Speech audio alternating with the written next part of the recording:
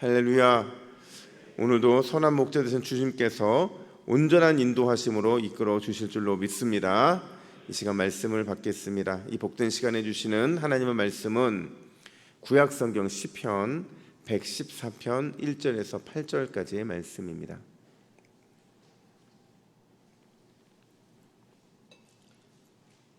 구약 887면 시편 114편 1절에서 8절까지의 말씀, 나의 하나님을 경외하라 라는 제목으로 오늘 말씀을 받겠습니다. 우리 1절부터 우리 8절까지 한 절씩 교독해 읽도록 하겠습니다. 이스라엘의 애굽에서 나오며 야곱의 지번이 언어가 다른 민족에게서 나올 때에 유다는 여호와의 성소가 되고 이스라엘은 그의 영토가 되었도다. 바다가 보고 도망하며 요단은 물러갔으니 산들은 수장들 같이 뛰놀며 작은 산들은 어린 양들 같이 뛰었도다. 바다야 내가 도망하면 어찌함이며 요단아 내가 물러가면 어찌함인가. 너희 산들아 수장들 같이 뛰놀며 작은 산들아 어린 양들 같이 뛰놀면 어찌함인가. 땅이여 너는 주 앞 곧 야곱의 하나님 앞에서 떨지어다. 그가 반석을 쳐서 문물이 되게 하시며 차돌로 샘물이 되게 하셨도다. 아멘.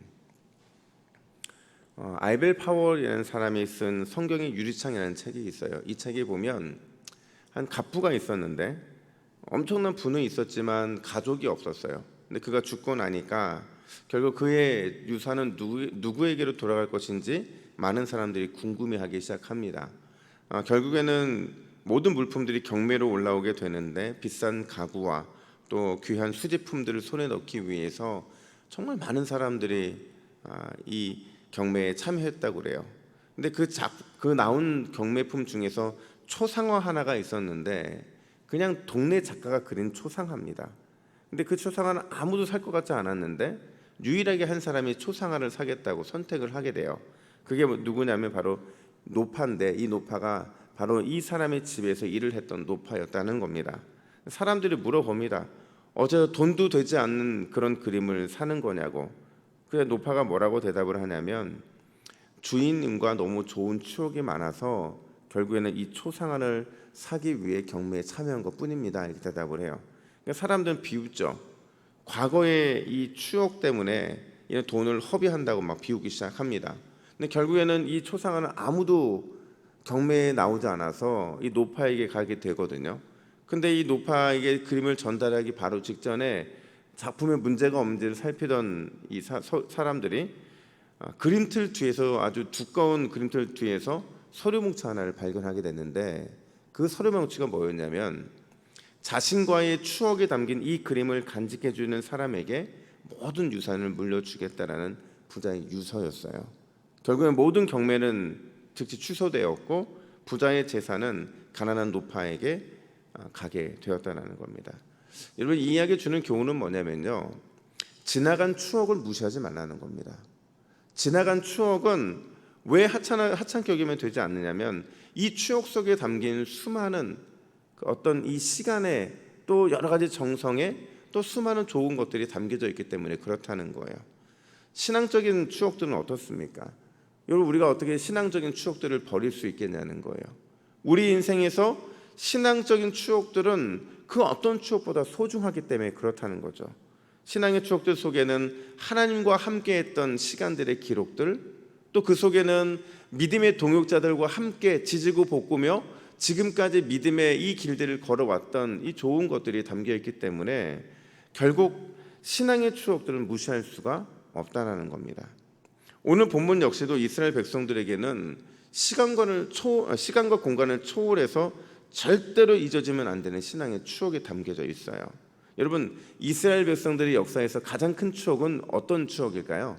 바로 출애굽의 추억입니다. 왜 출애굽 추억이 그렇게 중요하냐면, 그러니까 이 출애굽 추억이라는 게 그런 거예요. 자신들의 역사에서 가장 하나님의 위대한 사랑을 느낄 수 있는 순간, 그리고 하나님의 가장 놀라운 손길을 경험할 수 있는 추억의 순간이기 때문에 그런 거죠. 그래서인지 몰라도 여러분, 출애굽기에 관련된 이야기들은요 성경 곳곳에 등장을 합니다. 시편에도 또 심지어 요한계시록에도 이 출애굽과 관련되어 있는 추억들이 언급되면서 우리가 이스라엘 백성들의 역사에서 결코 잊을 수 없는 출애굽 사건, 이 사건을 다룸에 있어서는 그 비중에 맞게 다뤄야 된다는 거예요. 특별히 이스라엘 백성들에게 있어서 이 출애굽 사건이 대단했던 그 놀라운 은혜를 우리도 회상하면서 동일한 은혜의 회상들을 하기를 원하기 때문에 우리 성경이 반복해서 기록해주고 있다는 거예요. 오늘 시편의 본문도 사실 그런데요, 옛 신앙의 추억을 회상하면서 시편 기자가 이렇게 말을 합니다. 우리 1절과 2절 말씀을 같이 함께 읽습니다. 시작.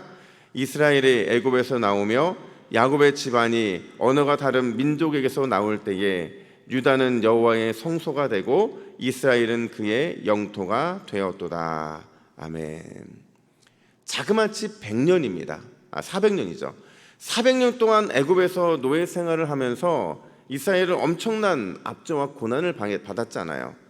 근데 하나님께서 이 압제와 고난으로부터 그들을 구원해 내시거든요.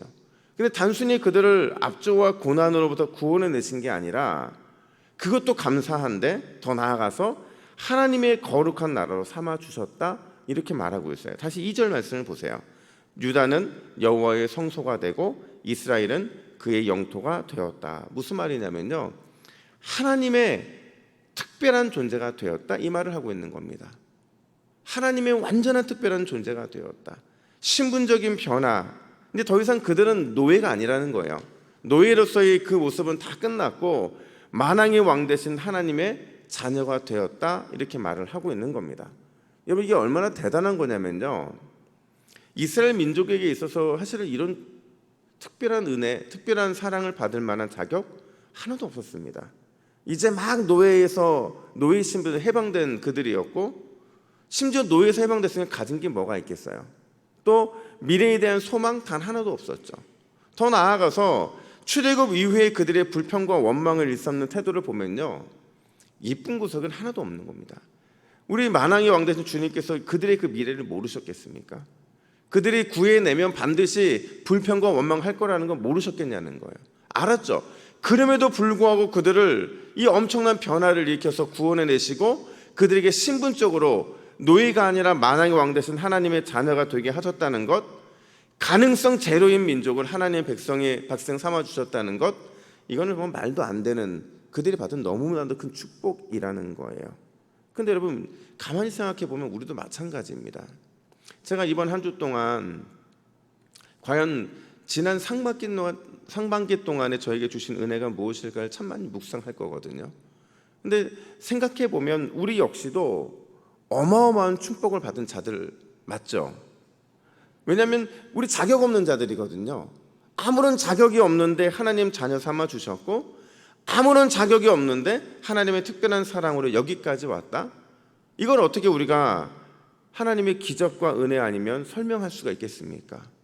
그러니까 저는 이번 한 주 동안 여러분들도 하나님께서 여러분들을 자녀 삼아 주셨고 특별한 사랑으로 여기까지 인도하셨고, 더욱이 지난 상반기 동안에 여러분이 받았던 은혜와 상반기 동안에 받았던 여러분이 주님 주신 놀라운 축복들을 되새겨 본다면 아마 이번 맥주감사주일은 정말 하나님 주신 큰 특별한 은혜의 순간이 아닐까, 그런 생각들을 하게 된다는 겁니다. 여러분, 이스라엘 백성들이 아무런 자격이 없음에도 불구하고 주님의 구원함과 더불어서 자녀가 되는 특별한 은혜를 누렸다고 한다면 죄의 노예, 죽음의 종으로 살아갈 수밖에 없는 우리가 하나님의 은혜를 입고 하나님의 신분적인 은혜를 입어서 그 놀라운 사랑으로 여기까지 왔다고 한다면 오늘 이 새벽에 감사할 충분한 이유가 되는 줄로 믿습니다. 이번 한 주 동안 여러분 무조건 기도할 때 감사해요.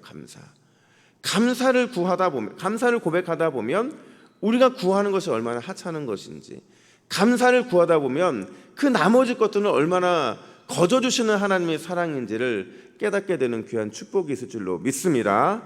뿐만 아니에요. 여러분, 하나님께서 그들에게 주신 이 특별한 은혜가 신분적인 은혜만 있는 것이 아니라 그들을 형통의 길로 인도해 주셨어요. 우리 3절과 4절 말씀을 같이 읽습니다. 시작. 바다가 보고 도망하며 요단은 물러갔으니 산들은 수당들 같이 뛰놀며 작은 산들은 어린 양들 같이 뛰었도다. 아멘. 여러분, 그들은 단 한 번도 경험하기 힘든 물이 갈라지는 기적을 2번이나 경험을 합니다. 출애굽기 14장에 나오는 홍해를 건너는 기적, 또 여호수아 3장에 나온 요단강이 갈라져서 마른 땅이 드러나는 기적. 여러분, 이런 것들을 2번이나 경험했다는 건 얼마나 큰 겁니까? 아마 여러분 중에서 이 강이 갈라지는 걸 본 사람이 누가 있습니까?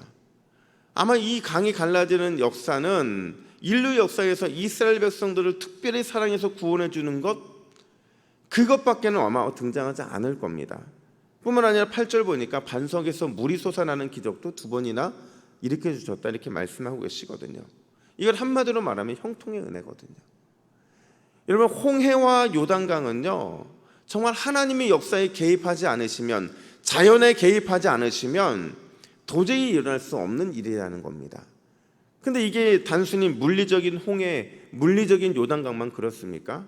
우리 하나님이 우리에게 갈라주신 물의 기적은요, 영적인 홍해, 또 삶의 요단강, 이런 것들은 늘 매 순간마다 갈라져 왔다는 거예요.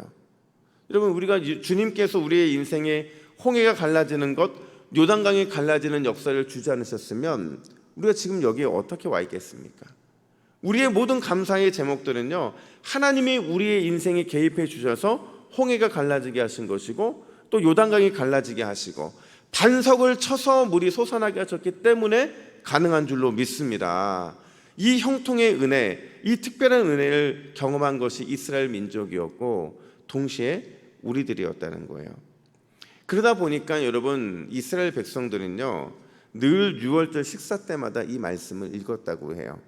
그러니까 나를 선택하신 하나님의 은혜, 크신 능력으로 애굽에서 구원해 주신 은혜, 여전히 우리와 함께 하시고 있는 하나님을 찬양하기 위해서 신앙의 절기마다 1년에 한 번은 반드시 이 시편을 읽으면서 자신들을 구원해 준 하나님의 은혜를 회상했다는 거예요. 특별히 어떻게 그걸 회상했냐면 자녀들에게 4가지 질문을 던집니다. 그러면서 하나님의 구원의 역사를 회상시켰는데, 우리 5절과 6절 말씀을 함께 읽습니다. 시작. 바다야, 내가 도망함은 어찌함이며 요단아, 내가 물러감은 어찌함인가. 너희 산들아, 수당들이 같이 뛰놀며 작은 산들아, 어린 양들 같이 뛰놀면 어찌함인가. 아멘. 여러분, 이게요, 언어 유희예요. 왜 언어 유희냐면요, 답이 정해진 거예요. 아버지가 이 질문을 하면 아이들은 이렇게 대답할 수밖에 없는 거예요. 무조건 하나님이십니다. 여호와 하나님, 여호와 하나님, 이 고백밖에 할 수 없는 것이 그들의 대답이었어요. 질문을 받는 대상은 원래 아이들도 아니죠.